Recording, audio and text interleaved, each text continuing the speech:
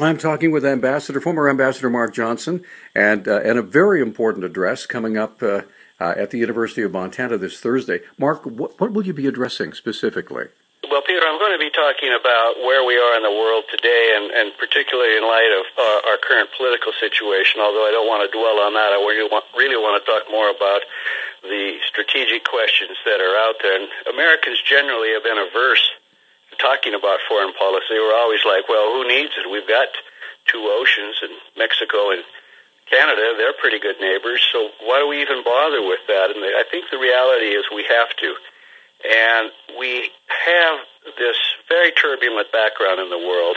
Russia, China, ISIS, the terrorists. Europe has its own problems, and the Middle East is a mess.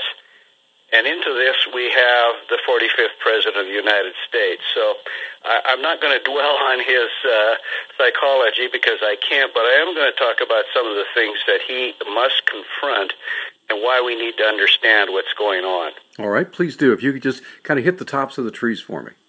Well, I think, first of all, we all heard during the campaign and during the primary the things that Trump is against. He's against multinational affairs. He's in favor of bilateral affairs. Trade deals, we just heard in his trip to Asia, are all rigged and unjust, and they need to be restructured. And I think he talked a little bit, or maybe a lot, that the U.S. is overextended, that we need to come back home and deal with the problems here. And then, curiously, in that regard, he's not that much different from Obama in his latter months, nor even from someone like Richard Nixon, who said the same thing basically some 30 or so years ago. So there's a lot out there to talk about. I think, I would say right now, if I had to put my finger on it, the thing that I think will trouble him the most is the rise of China, the rise of Russia in global affairs. Both of them are now becoming much more assertive, and I think you see the wave of nationalism. China has just crowned its new emperor, Xi Jinping. Moscow now has a new czar, a 21st century czar named Vladimir Putin. So these have to be dealt with. The United States, if it chooses to retreat, and that's the perception around the world today. If it does that, it will create a vacuum.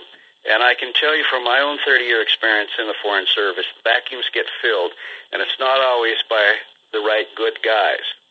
So what do you believe America should be doing at this point? Well, I think first of all, a sense of engagement. If you ask me what are the top three things, I would say engagement, engagement, engagement. We need to be dealing with the world. The president's trip was, I think, a useful step in that direction. Asia is going to be a very pivotal region. I think we as Americans need to understand much better what's at stake and why it matters to us. If you drive from Missoula to Great Falls, you see these funny chain-link fences, and underneath them are Minuteman III intercontinental ballistic missiles with thermonuclear warheads. So can we really say it doesn't matter what happens in North Korea? I'm not suggesting that those weapons would be used, but North Korea is a problem that is a now problem, and the administration has to deal with it. And quite frankly, I don't see where there's a good solution. All right, well, we'll hear more about this on Thursday night. Yes, sir. We certainly will. Okay, now tell us when and where this is going to take place. Peter, it's going to happen at 7 p.m. Thursday night at the Holiday Inn, downtown Holiday Inn, in one of their ballrooms down on the lower level. Okay, so is there going to be a charge to get in?